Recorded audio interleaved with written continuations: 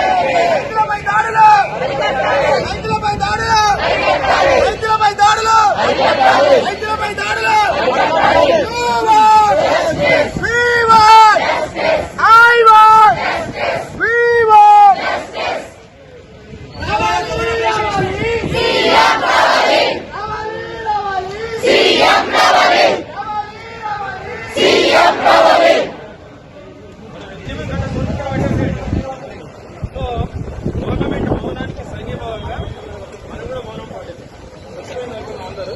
ఒక 1 minute phone start చేసుకొని ఇదే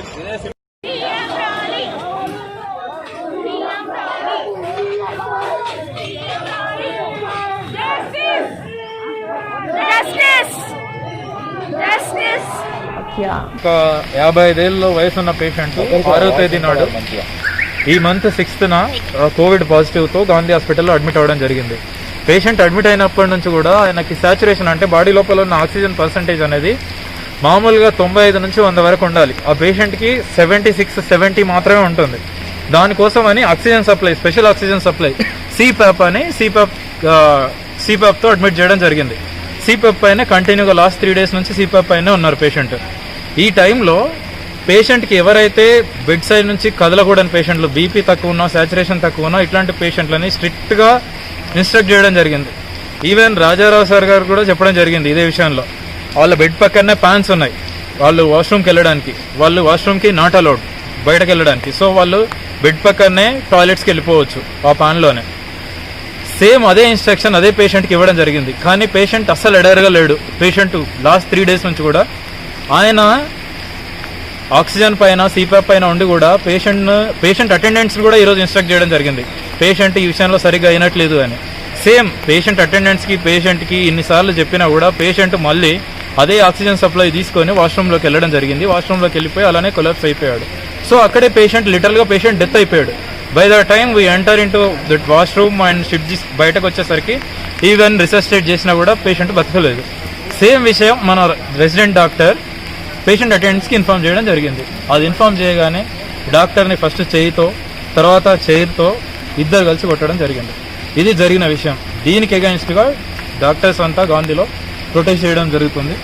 సో ప్రతి చిన్న విషయంలో, కోవిడ్ విషయంలో, బులెటిన్ దగ్గర నుంచి ఏదైనా ప్రజలకి మోరల్ సపోర్ట్ ఇచ్చేందుకు కానీ సీఎం కానీ హెల్త్ మినిస్టర్ గారు కానీ ప్రతి దానిలో రెస్పాండ్ అవుతున్నారు. నిజంగా మేము కోవిడ్ కోసమే నిజంగా పనిచేస్తే, నిజంగా వారియర్స్ కానీ నిజంగా దేవుళ్ళు అది ఇది అనుకోవాల్సిన అవసరం లేదు. నిజంగా మేము కూడా కోవిడ్ కోసం చిత్తశుద్ధిగా పనిచేస్తున్నాం అనుకుంటే అదే సీఎం గారు కానీ హెల్త్ మినిస్టర్ గారు కానీ ఇదే బ్యాక్గ్రౌండ్లో ప్రజలను అడ్రస్ చేస్తూ నిజాలు మాట్లాడాల్సిందిగా కోరుకుంటున్నాం. సో వాళ్ళు వచ్చిన తర్వాత మా డిమాండ్స్ అన్ని రిటర్న్గా డిమాండ్స్ అన్ని క్లియర్గా ఉన్నాయి. అన్నీ ఏ బేసిస్తో ఇట్లాంటి అటాక్స్ జరుగుతున్నాయని. సో అవన్నీ ఒక్కసారి హెల్త్ మినిస్టర్ గారు కానీ సీఎం గారు కానీ వస్తే వాళ్ళకు వినియోగించుకోవడానికి రెడీగా ఉంది. Managing Director and Editor Mohammad Imtiaz Ali. For more details and advertisement on this channel, please contact on this number. And do not forget to like, share and subscribe our channel.